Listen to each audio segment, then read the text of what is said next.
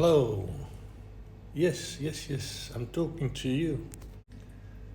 This is a competent enthusiast here, embarking on another weekend project.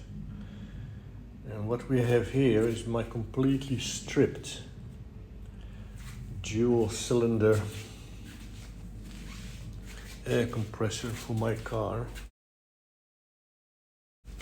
It's a portable air compressor. And yesterday when I went off road after being finished and I tried to inflate my tires, it came to a grinding halt with a terrible sound. And here on the core of the engine, the magnetic core, we can actually see what the issue is. Now I've got no idea why it is that way. I've got a feeling it must be maybe overheating.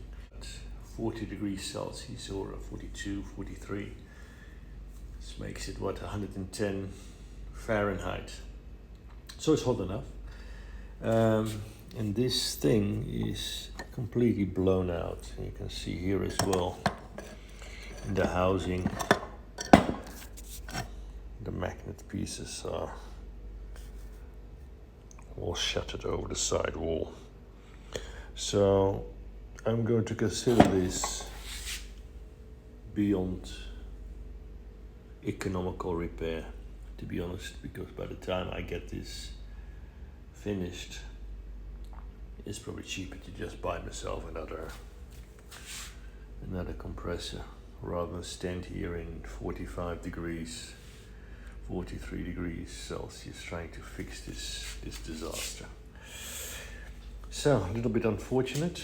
I mean, it was a relatively cheap, well, what is cheap? $100 US. I mean, I don't think it's nothing, but by the way, and it lasted me